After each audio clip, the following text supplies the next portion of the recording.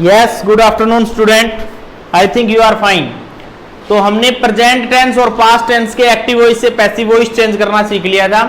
आज हम चेंज करना सीखेंगे फ्यूचर। फ्यूचर के अगर हमारे टेंस है एक्टिव वॉइस में, अगर फ्यूचर टेंस मिलता है तो उसको हमें कैसे चेंज करना है, उसके लिए लिखिएगा। कितने पॉइंट हो चुके थे हमारे? 8 पॉइंट हो चुके थे। 9th पॉइंट है हमारा।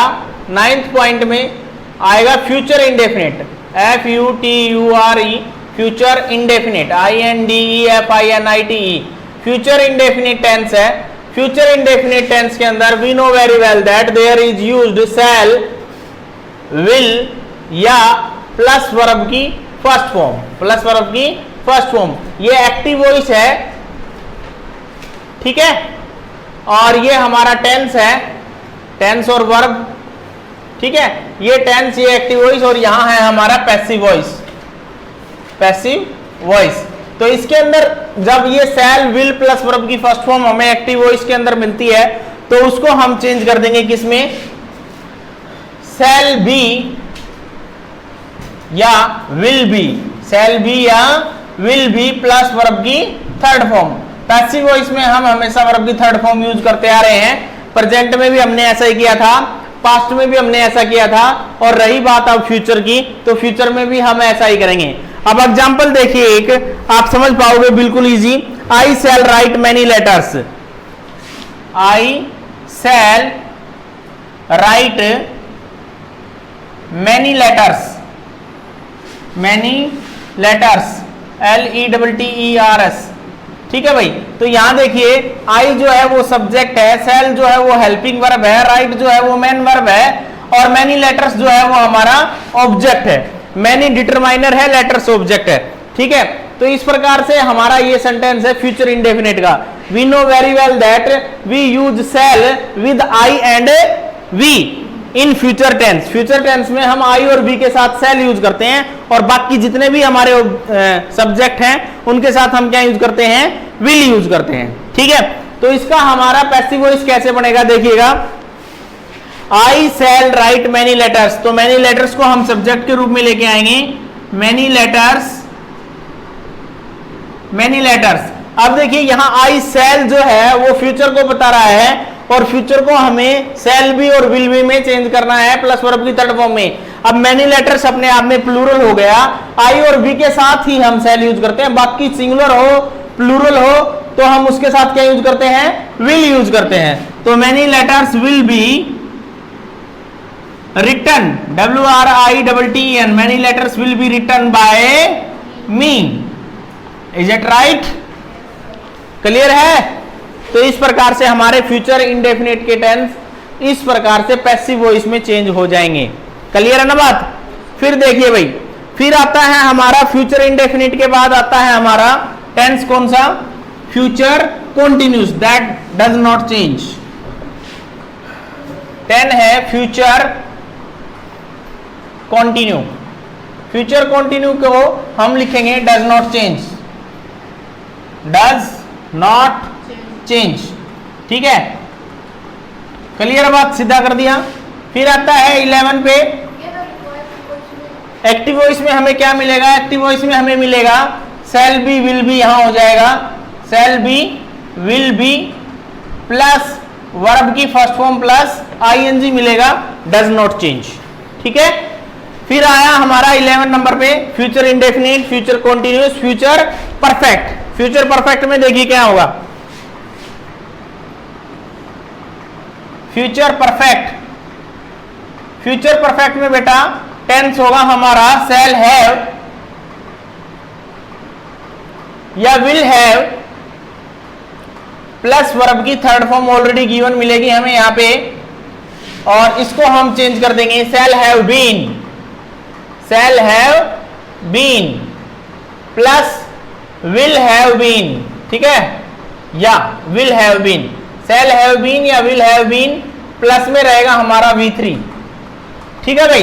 तो इसको हम चेंज कर देंगे इस प्रकार से। इसका एग्जांपल देखिए, और 12 नंबर पे टेंस जो होता है वो फ्यूचर परफेक्ट कंटिन्यूअस होता है, दैट डिड नॉट चेंज या डज नॉट चेंज, ठीक है। देखिएगा इसका एग्जांपल फ्यूचर परफेक्ट टेंस का। She will have cooked the meal, she will have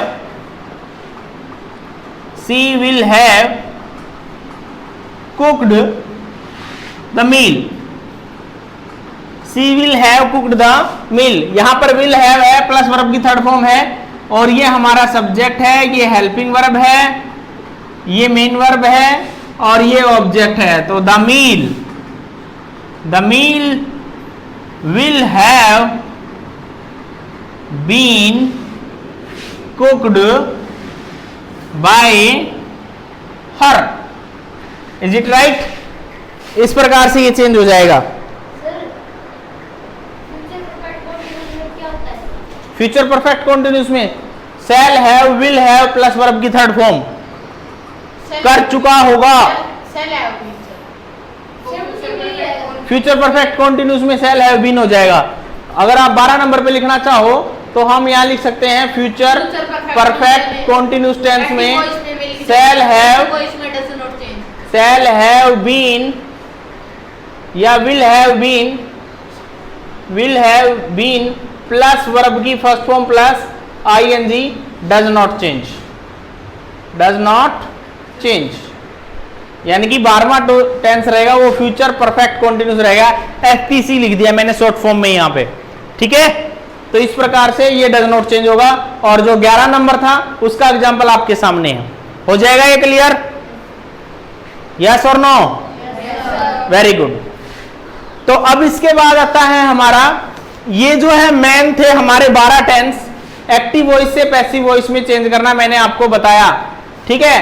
कौन सा टेंस चेंज नहीं होगा वो भी मैंने बताया, कौन सा होगा वो भी मैंने बताया। अब जो है हम पढ़ेंगे क्या? अब पढ़ेंगे हम, अब तक हमने सीखा सिंपल सेंटेंस को चेंज करना या नेगेटिव सेंटेंस को चेंज करना पैसिव वॉइस में। अब हम सीखेंगे इंटेरोगेटिव टाइप। कुछ ही एग्जाम्पल मैं इंटेरोगेटिव टाइप के कराऊंगा, कुछ ही एग्जाम्पल मैं आपको इंपेरेटिव टाइप के कराऊंगा और फिर उसके बाद टू ऑब्जेक्ट वाले करेंगे हम आज ही इसी वीडियो में। तो देखिएगा, कैन आई रेज इट? ये 12 टेंस हो गए हमारे इस प्रकार से।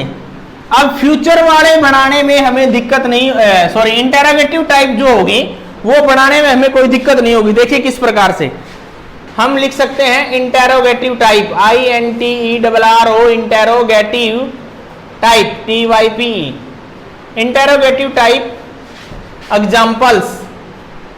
एग्जाम्पल्स खाली एग्जाम्पल से ही आपको सब कुछ क्लियर हो जाएगा, एग्जाम्पल से ही। जैसे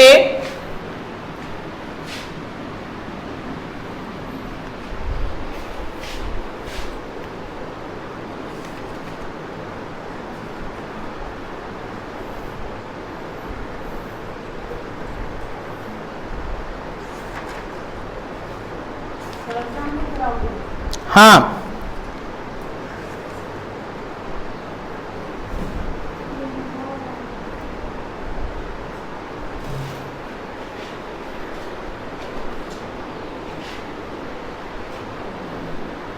is she not helping you? Sign of interrogation. देखिए बेटा, इंटेरोगेटिव सेंटेंस जो है वो हमारे दो प्रकार से होते हैं। एक तो with the starting of helping verb, is, am, are, was, were, has, have, had, shall, will, है, जो भी है हमारी हेल्पिंग वर्ब। अब तक जो हमारी टेंस के अंदर जो भी हेल्पिंग वर्ब आई उनसे अगर किसी वाक्य की, किसी सेंटेंस की स्टार्टिंग होती है तो हमारा जो सेंटेंस है वो इंटेरोगेटिव बन जाता है, ठीक है। दूसरा हमारा इंटेरोगेटिव सेंटेंस जब बनता है जब कोई भी sentence WH family, what, when, why, where, how, ठीक है, हु इत्यादि से स्टार्ट होता है और लास्ट में साइन ऑफ इंटेरोगेशन आता है तो वो हमारा इंटेरोगेटिव होता है। दो प्रकार से इंटेरोगेटिव सेंटेंस बनते हैं, दोनों ही टाइप में आपको सोल्व करके दिखाऊंगा। 4 या 5 एग्जाम्पल बताऊंगा, उसके बाद तुम अपने आप कर सकते हो, ठीक है। जैसे कि ये सेंटेंस है, is she not helping you. हमें पता है कि इज, एम, आर और प्लस वर्ब की फर्स्ट फॉर्म प्लस आईएनजी हमारी प्रेजेंट कंटीन्यूअस टेंस के अंदर यूज होती है और प्रेजेंट कंटीन्यूअस टेंस के अंदर जब भी हमारा एक्टिव वॉइस का टेंस होता है तो उसको हम is, am, are plus being plus verb की थर्ड फॉर्म में चेंज कर देते हैं। नरेशन के अंदर हमें कुछ उल्टा पढ़ा था। नरेशन के अंदर हमें पढ़ा था कि अगर हमारा डायरेक्ट स्पीच इंटेरोगेटिव है तो इनडायरेक्ट स्पीच में वो सिंपल यानी कि असर्टिव बन जाएगी। लेकिन पैसिव वॉइस में हम क्या पढ़ेंगे कि जब भी हमारी हेल्पिंग कोई इंटेरोगेटिव सेंटेंस है तो उसका पैसिव वॉइस भी इंटेरोगेटिव फॉर्म में ही बनेगा। क्लियर है बात? तो इसको हमें इंटेरोगेटिव फॉर्म में ही हमें इसका पैसिव वॉइस बनाना है। यहां पर हेल्पिंग वर्ब होगी इज, लेकिन हमें यहां नहीं पता यहां क्या हेल्पिंग वर्ब आएगी, हमने डैश छोड़ दिया। लेकिन अब हम ऊपर वाले सेंटेंस में पाया कि this is subject, this is not and this is verb and this is a object. Clear है बात?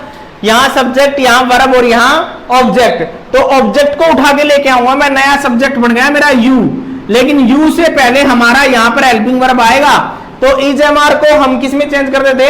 इजएमआर में ही चेंज करते थे। तो यहां क्या रहेगा हमारा? आर। क्या रहेगा? आर। क्यों? क्योंकि यू के साथ क्या यूज होगा? बोलो, यू के साथ क्या यूज होगा? आर। आर यू, फिर उसके बाद आ गया not. Are you not, are you not being helped by her, sign of interrogation. Is that clear? Very simple है ना। सिर्फ हमने इस इंटेरोगेटिव को छिपाने के लिए हमने सब्जेक्ट ढूंढा पहले कि ये सब्जेक्ट है, ये नोट है, ये हेल्पिंग वर्ब है, ये ऑब्जेक्ट। ऑब्जेक्ट को हमने सब्जेक्ट बना दिया। इस सब्जेक्ट के हिसाब से ही तो हेल्पिंग वर्ब आएगी। हमें पता है यू के साथ आर यूज होता है हेल्पिंग वर्ब के रूप में, तो आर यू हो गया, नोट वाला नोट हो गया।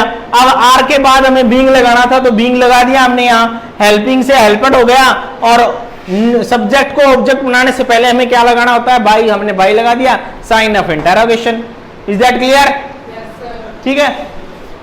किसका है? मैं वीडियो बना रहा हूं एक बार, ठीक है? मैंने कुछ नहीं मंगाया,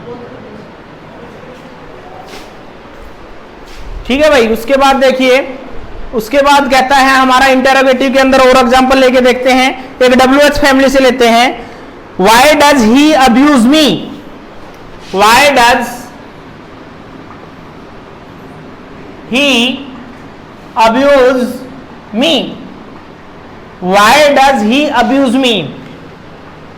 देखिएगा भाई, ये इंटेरोगेटिव हमारा WH फैमिली से स्टार्टिंग है और WH फैमिली से और हेल्पिंग वर्ब से हमारा सेंटेंस क्या बन जाता है? इंटेरोगेटिव बन जाता है। With the starting of WH family and helping verb या मॉडल ऑक्सिलरी के साथ हमारा कोई भी सेंटेंस है वो इंटेरोगेटिव बन जाता है। ये सीख चुके हैं ना हम। अब यहां पर देखिए, यहां वाई है, यहां डज है, यहां ही है, यहां अब्यूज है और यहां मी है। तो we know very well that it is the interrogative word and it is the helping verb and it is the subject and it is the verb and it is the object. Clear है बात? तो इसको हमने passive voice में convert करना है। तो याद रखिएगा, जो WH फैमिली वर्ड होता है उसी को हम यहां लिखते हैं। क्लियर है? अगर यहाँ वाई है तो वाई, वट है तो वट, वैन है तो वैन, वाई है तो वाई, ठीक है? हाउ है तो हाउ। क्लियर है बात? यहां तक क्लियर हो गया। अब उसके बाद हमें इस डज को नहीं देखना है। उसके बाद हमने देखना है कि यहाँ सब्जेक्ट क्या है। सब्जेक्ट ही है, वर्ब ये है, ऑब्जेक्ट ये है। ऑब्जेक्ट मी है तो मी की सब्जेक्टिव फॉर्म क्या बन जाएगी बेटा? आई। क्या बन जाएगी? आई। वाई आई। तो यहां डज है। डज किसको बताता है? प्रेजेंट इंडेफिनिट को। और प्रेजेंट इंडेफिनिट को हमने किस में चेंज करना होता है? इज एम आर में। किस में चेंज करना होता है? इज एम आर में। तो यहां आई के साथ क्या यूज होगा? Am. Why I am abused by him, sign of interrogation. Why I am abused by him. ठीक है? तो इस प्रकार से ये हमारा पैसिव वॉइस हो जाएगा। क्लियर है बात? क्या? WH फैमिली के बाद why am I abused by him. Why am आएगा पहले भाई, डज की जगह एम आएगा। Why am I abused by him. Why am I abused by him, am पहले आएगा। ठीक है? डज के तुरंत बाद अब्यूज्ड। क्लियर है? हो जाएगा? और देखिए example.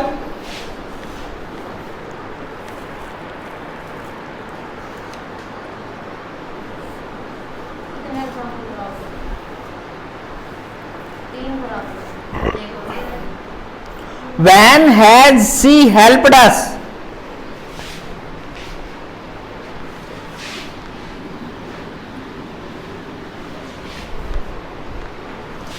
When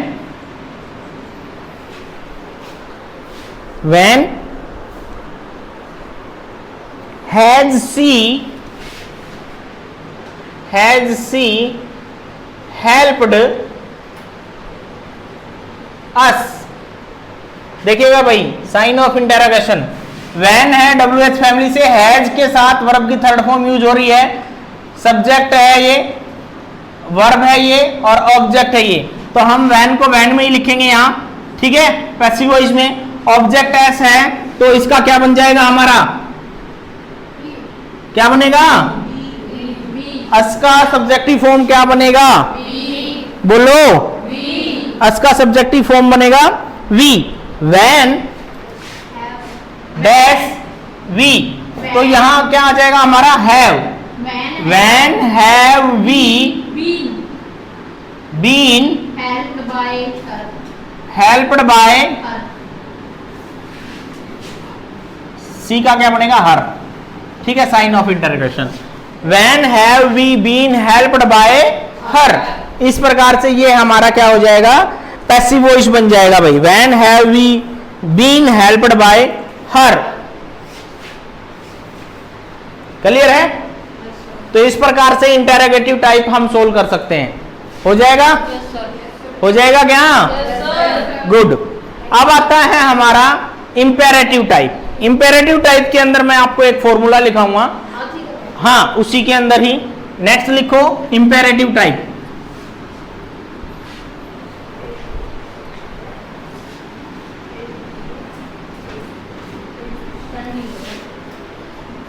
IMPERATIVE,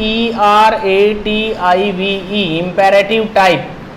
imperative type के अंदर आपको एक फॉर्मूला लिख लेना है, क्या, इस प्रकार से देखिएगा कि आपको लिखना है लेट, पहले लिखोगे आप लेट, फिर प्लस में new object, late plus new object plus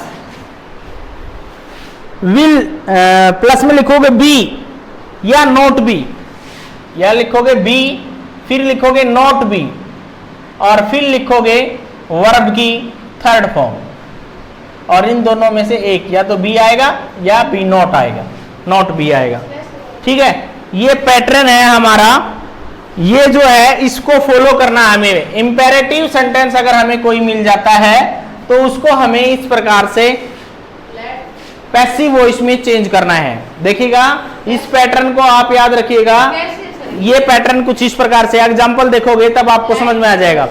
जैसे मैंने लिखा open the door, open the door, दरवाजा खोलो, open the door. It is imperative sentence. Imperative sentence की क्या पहचान होती है, imperative sentence with starting verbs, ठीक है, वर्ब से स्टार्ट होते हैं। Sit down, stand up, come here, go there, है ना, open the door, close the door, open the window, close the window, ठीक है। इस प्रकार के जो सेंटेंस होते हैं वो इंपेरेटिव होते हैं, जिनके अंदर किसी ना किसी प्रकार का ऑर्डर, कमांड, रिक्वेस्ट आदि की जाती है, वे सब के सब हमारे इंपेरेटिव सेंटेंसेस होते हैं। और उन इंपेरेटिव सेंटेंसेस को हमें एक्टिव वॉइस से पैसिव वॉइस में कैसे चेंज करना है, let plus new object plus be plus not be, या फिर वर्ब की थर्ड फॉर्म, ठीक है। अब देखिएगा ओपन द डोर, तो यहां ओपन वर्ब है और द डोर हमारा ऑब्जेक्ट है, तो हम सबसे पहले लेट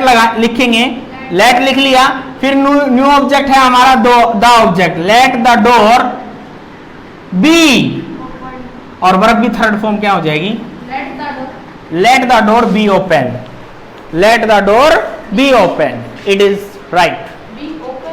ओपन वर्ब की थर्ड फॉर्म में चेंज करना है हमें, ओपन से ओपन, क्लियर है। इसी प्रकार का और एग्जांपल देखिए, जैसे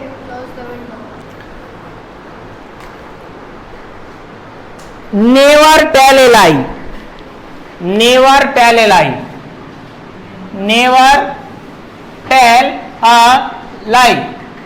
तो यहां पर देखिएगा टेल जो है वो वर्ब है और एलाई जो है वो हमारा ऑब्जेक्ट है। तो हम सबसे पहले लेट लिखेंगे। Late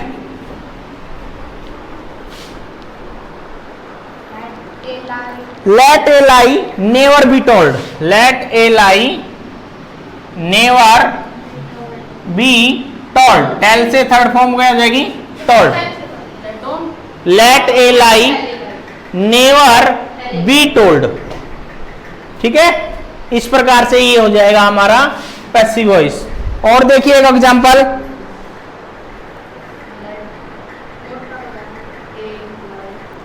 obey your parents,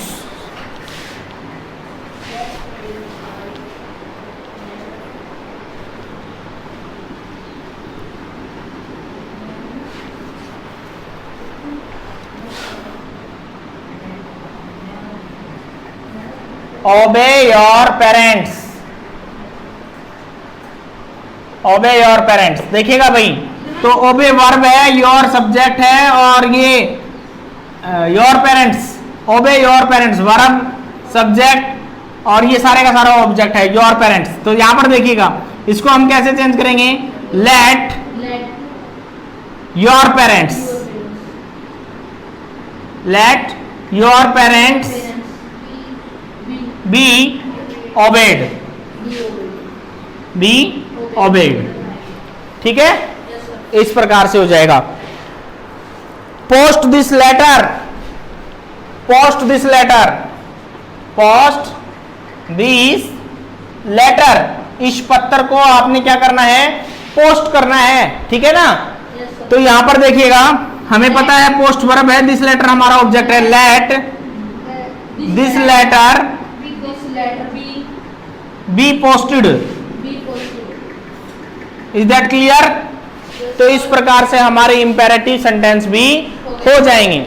imperative sentences के अंदर एक बात और है कि कई बार क्या होता है, प्रार्थना, शिक्षा, आदेश वाले वाक्यों के भावानुसार यू आर रिक्वेस्टेड टू, या यू आर एडवाइज्ड टू, या यू आर ऑर्डर्ड टू का भी प्रयोग किया जाता है, और प्लीज और काइंडली जैसे वर्ड को हटा दिया जाता है। ये बात मैं मौखिकली ओरली बोल रहा हूं आपको, क्या बता रहा हूं कि अगर किसी भी सेंटेंस के अंदर काइंडली, ठीक है, इस प्रकार के रिक्वेस्टेड ऐसे वर्ड यूज कर रहे हैं, तो उनकी जगह पर हम you are requested, you are ordered, you are informed, ठीक है, या यू आर एडवाइज्ड, इस प्रकार के वर्ड यूज किए जा सकते हैं। जैसे देखिए, kindly do not loss heart, do not loss heart, imperative में ही देखिए, जैसे kindly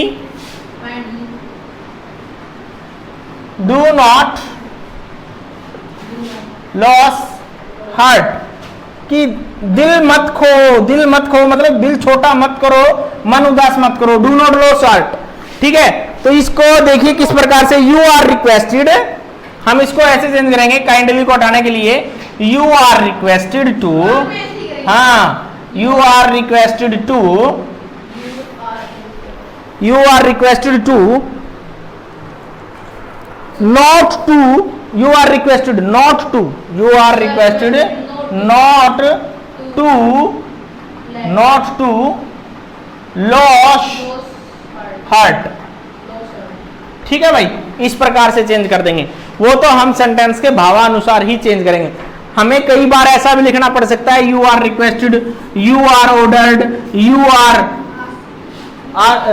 ordered, you are requested, you are advised. ठीक है, यू आर एडवाइज्ड, आपको सलाह दी जाती है। वर्ब जो है वो लॉस है, उससे पहले हमें टू लिखना है। क्या लिखना है, टू लिखना है। ठीक है, यानी कि एक पैटर्न और हमारा क्या हो जाएगा, यू आर रिक्वेस्टेड या ऑर्डर्ड या एडवाइज्ड, प्लस में टू, प्लस में वर्ब की थर्ड फॉर्म, प्लस में वर्ब की थर्ड फॉर्म, जो भी वर्ब दे रखी है वो वर्ब, प्लस में वर्ब, प्लस में ऑब्जेक्ट। ठीक है, यू आर रिक्वेस्टेड नॉट, ये पैटर्न हो जाएगा, you are requested ordered advised plus to. You are requested not sir, हाँ नोट था ना इसके ऊपर वाले में, डू नोट था तो नोट आ गया पहले, ये पैटर्न। ठीक है, हाँ ये पैटर्न नोट लिख लो भाई। इस प्रकार से दोनों पैटर्न से हमारे इंपेरेटिव सेंटेंसेस सोल्व हो जाएंगे। Is that clear? बोलिएगा। Yes, sir. Very good. अब उसके बाद आता है हमारा इंपेरेटिव के बाद आता है भाई, कई बार हमारे सेंटेंस के अंदर टू ऑब्जेक्ट दे दिए जाते हैं, तो टू ऑब्जेक्ट वाले सेंटेंस को कैसे सोल्व करते हैं उसको और देखिएगा। लास्ट है ये।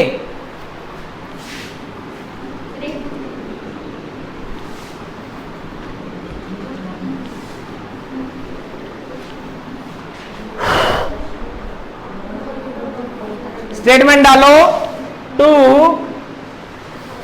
Objects of the verb,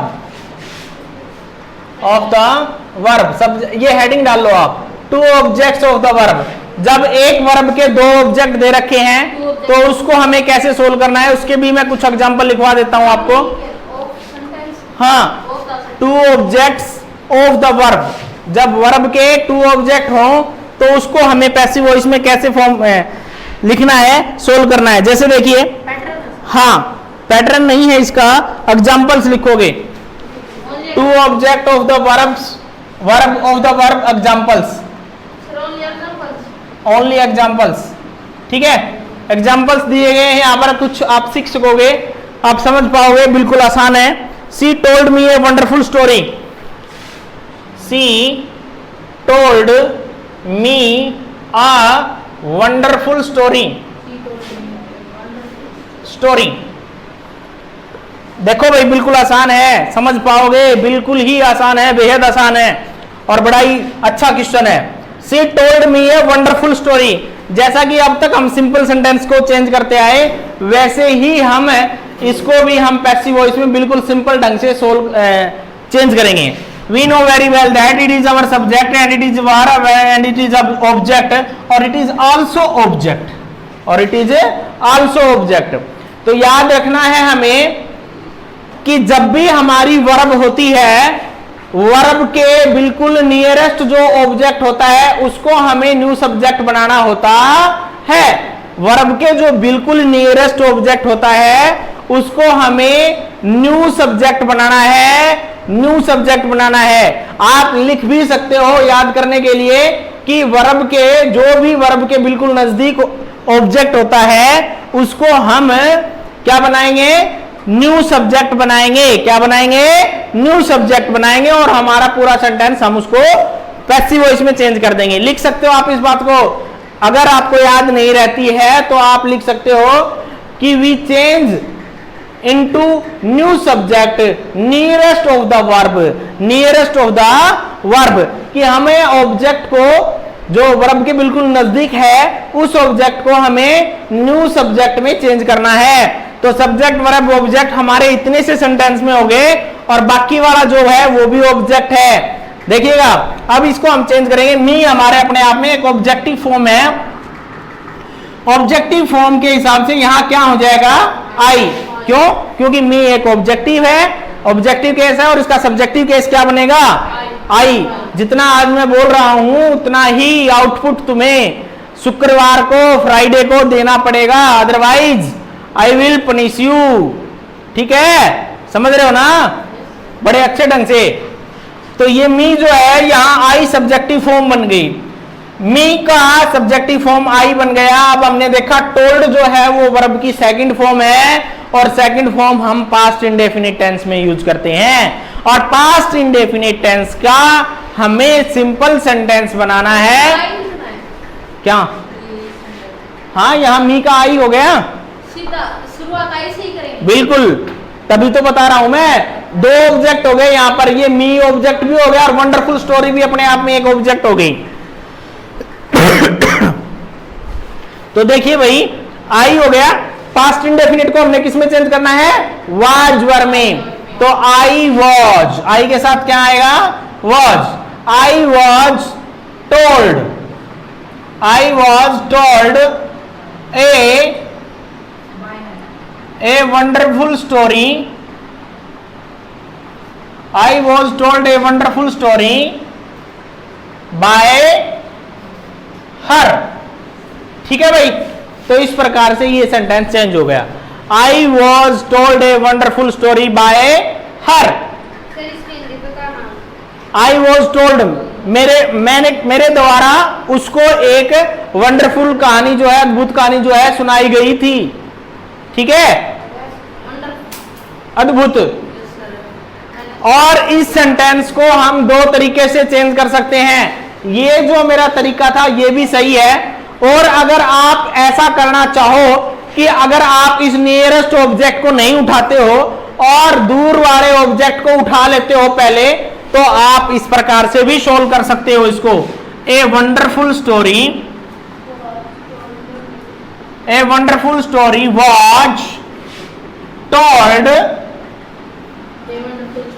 was told to me by her. ये टू ही तो आएगा, ऐसे ही आएगा ये। ठीक है, समझ रहे हो ना बात? देखिए इसके अंदर क्या बता रहा है, आप इस फिनोमिने से भी कर सकते हो, फार जो ऑब्जेक्ट है उसको भी अटेंड कर सकते हो, और नियर जो ऑब्जेक्ट है, नियर जो वर्ब है, वर्ब के जो नियर ऑब्जेक्ट है उसको भी आप पहले उठा के कर सकते हो। इसके अंदर क्या है, ये जो है ये फिनोमिना जो है हमने यूज नहीं किया, और ये फिनोमिना हम यूज करते आ रहे हैं अब तक। ठीक है, इसके अंदर हमें टू मी लिखना पड़ेगा यहां पर। A wonderful story was told to me by her. ठीक है, क्लियर है? हो जाएगा? Very good. तो इस प्रकार टू ऑब्जेक्ट वाले सेंटेंस को सोल्व करना है। एक एग्जांपल और देखिए इसका, बिल्कुल सिंपल सा। She has given me a message. She has given me a message. ठीक है भाई, She has given me a message, कि वह मुझे एक मैसेज दे चुकी है, एक संदेश जो है वह मुझे दे चुकी है, बता चुकी है। हैज गिवन, ठीक है ना, काम कंप्लीट हो चुका है प्रेजेंट का, है ना, प्रेजेंट परफेक्ट टेंस है ना। हैज गिवन, हैज है प्लस वर्ब की third form present perfect tense में यूज होती है। तो हमें देखिएगा, हमें पता है ये सब्जेक्ट है, ये हेल्पिंग वर्ब है, ये मेन वर्ब है, ये ऑब्जेक्ट है, और it is also a object. There are two object of a single verb. Given verb के साथ दो ऑब्जेक्ट दिए गए हैं, मी और अ मैसेज, दो ऑब्जेक्ट दिए गए हैं, और इन दोनों ही ऑब्जेक्ट से हम पैसिव वॉइस बना सकते हैं। पहले हम इससे बना के देखते हैं, nearest of the verb. Nearest of the verb me है, मी एक ऑब्जेक्टिव फॉर्म में है, और सब्जेक्टिव फॉर्म में ये बेटा बन गया मेरा आई। अब देखा हमने यहाँ हैज है, हैज प्लस वर्ब की third form present perfect tense होता है, और प्रेजेंट परफेक्ट टेंस को हम हैज बीन और हैव बीन में चेंज कर देते हैं। तो I have been given a message by her. It is also right and it is also right. अगर हम दूसरे ऑब्जेक्ट के साथ बनाएं तो अ मैसेज, ए मैसेज अपने आप में सिंगुलर है। A message has been given to me by her. It is also right. Both are rights, both are rights, दोनों के दोनों सही हैं। तो आपकी मर्जी है, आप किस हिसाब से उसको चेंज करोगे। मैं तो यही कहूंगा कि आप इस नियरेस्ट ऑफ द वर्ब जो है उसको अटेंड करोगे, सबसे पहले न्यू सब्जेक्ट बनाओगे ऑब्जेक्ट को, और फिर उसके हिसाब से चेंज करोगे। तो इस प्रकार से आपके पैसिव वॉइस लगभग फिनिश होते हैं, और आप जितना भी करवाया गया है उसको आप अच्छे ढंग से पढ़ के आओगे, उसको सीख के आओगे। कल का डे आपका है, नेक्स्ट डे मेरा है, ठीक है, नेक्स्ट डे मेरा है। टेस्ट आपका बन के तैयार हो चुका है, और जो 10th क्लास के स्टूडेंट्स हैं उनसे भी मेरी एक रिक्वेस्ट है कि वो भी अपनी पोइम्स को अच्छे से याद करके आए। 7 से 8 पोइम मैं करवा चुका हूं, फर्स्ट पोइम से लेकर 7th पोइम शायद एनिमल्स है, डस्ट ऑफ स्नो से लेकर एनिमल्स तक मैं करवा चुका हूं, उसको भी पढ़िएगा, ठीक है। तो उसका भी 10 नंबर का 10th वालों के लिए दिया गया है वहां से भी, ठीक है। तो अच्छे से अपना तैयारी करके आइएगा, प्रिपेयर होके आइएगा, ओके। तो आज के लिए इतना ही काफी है। थैंक यू वेरी मच, बहुत बहुत धन्यवाद।